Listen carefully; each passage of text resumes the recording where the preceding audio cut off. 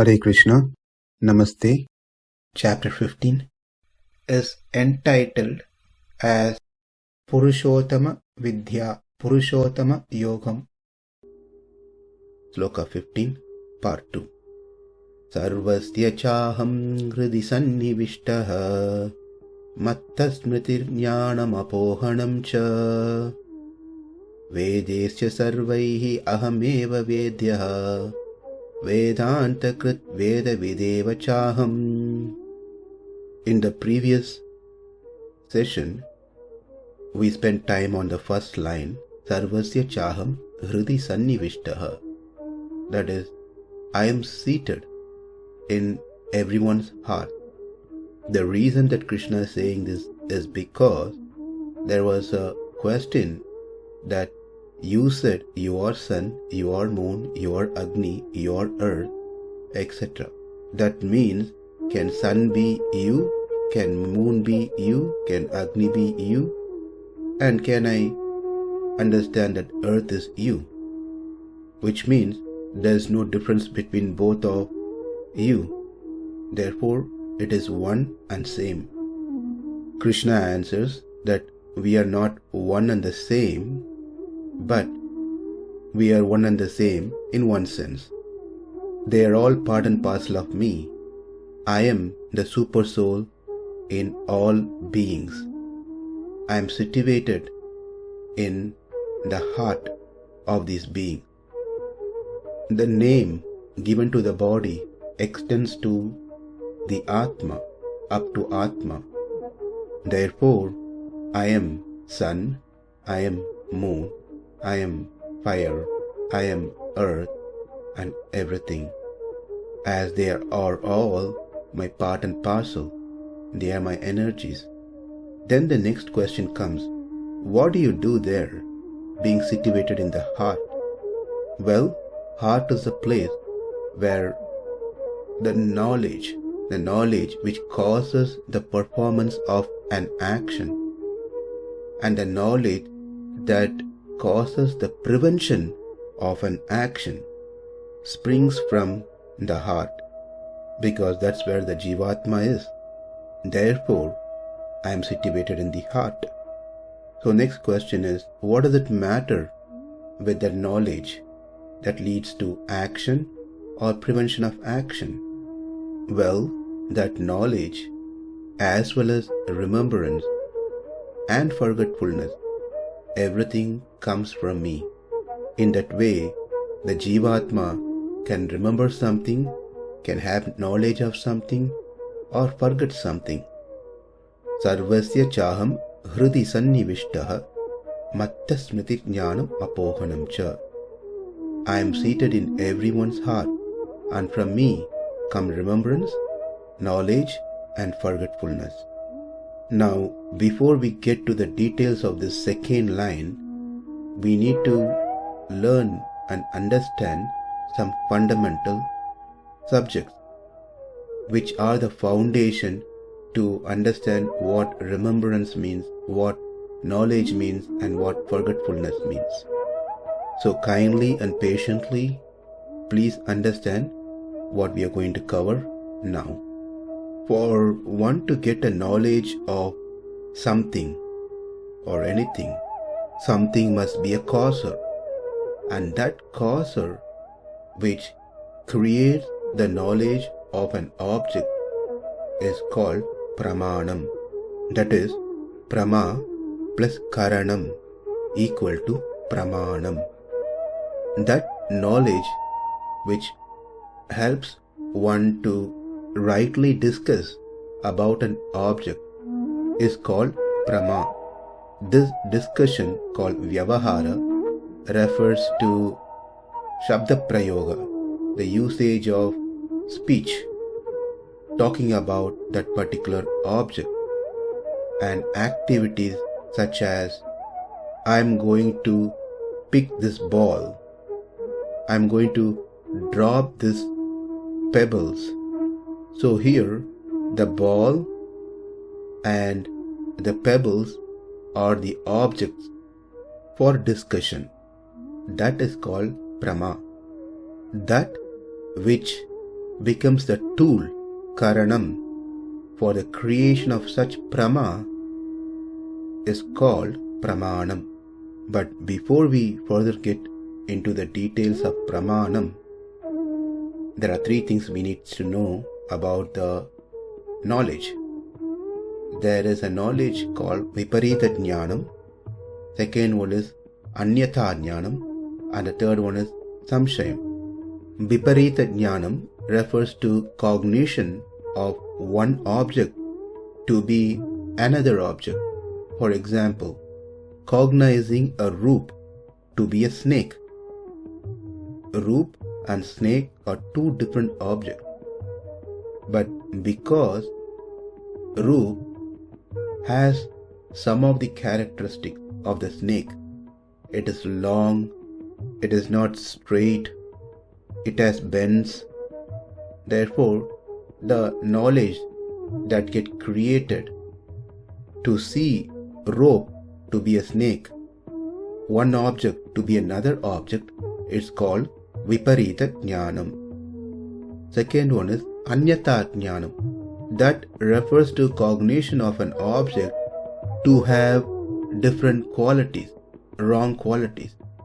For example, cognizing a white conch, shankar, to be a yellow conch.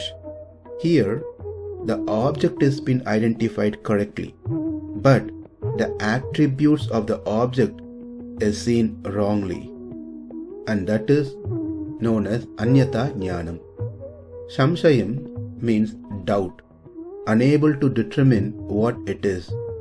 Is this a rope or a snake? There is no decision made, there's a doubt. In a dark place, unable to decide if that which is in front of me is a pillar or a thief who's standing there. When the doubt continues, it is samshaya. When one determines the object, then it is called nischaya. In samshaya, I was able to identify some features of it, but unable to grasp the entire features of that object. Therefore, confusion and doubt arises. And the reason for such doubts is because there are some commonality of what I am seeing and what I am guessing. The pillar is wide and tall. The thief is also tall and fat. So I am not sure whether this is pillar or is this a thief who's standing in front of me in the dark place. And this is called samshayam. Say, when I identify that it is not a snake, it is a rope, then I know how to use that rope accordingly. I can take the rope, tie around the pot, put it into the well, pull water out, and use the water for whatever I need for. If I identify that it is a snake, then I will not go close to it. Or I may pick up a stick and beat it. Therefore, any action that we do with an object is called vyavahara. When I rightly understand that it is rope and not a snake, then I do right thing with that right understanding of the object.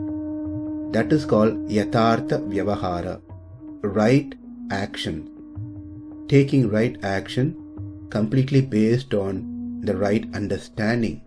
Yathartha means that which is as it is, understanding things as it is.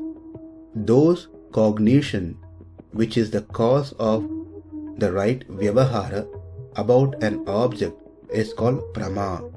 If I try to run away, seeing a rope thinking it is a snake, and that is not a right vyavahara. Or if I pick up the snake thinking it is a rope to tie around the pot, that is not yathartha vyavahara. So, it all depends on how we cognize an object. That knowledge then leads one to do action accordingly. If we cognize an object correctly, then our action will be correct.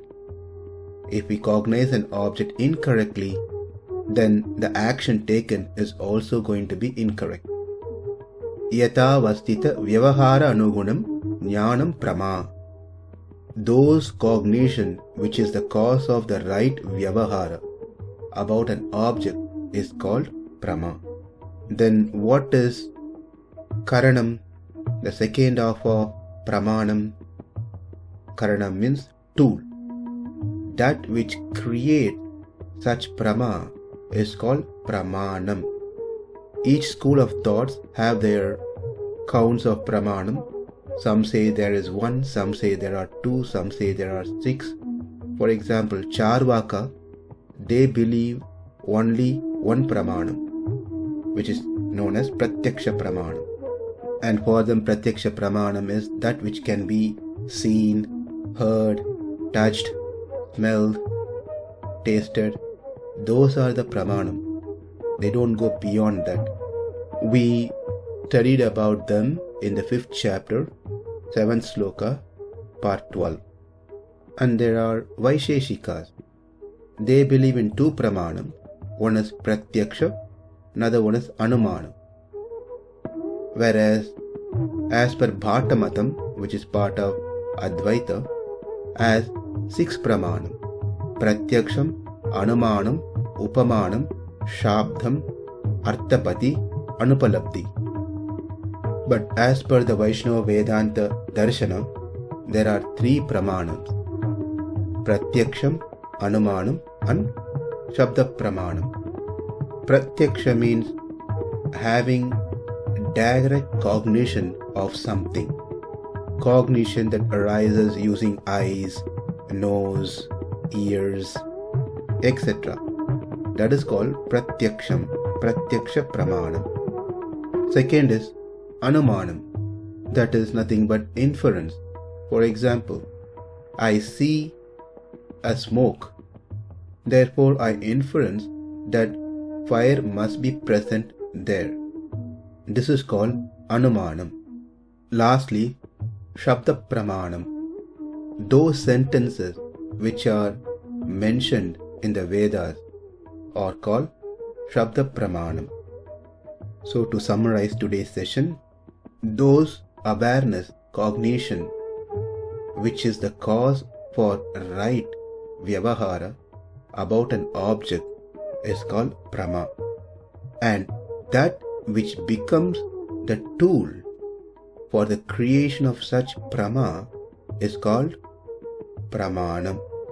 This pramanam is free of 3 defects.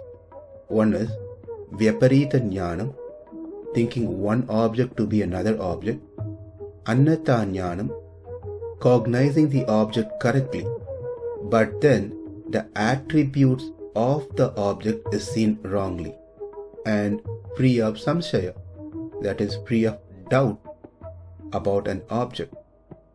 Therefore, prama must be free of samshaya, viparita jñāna, and anyata jñāna, which means the vyavahara should be right. Vyavahara refers to shabda prayoga, how we take action, how we talk about that object.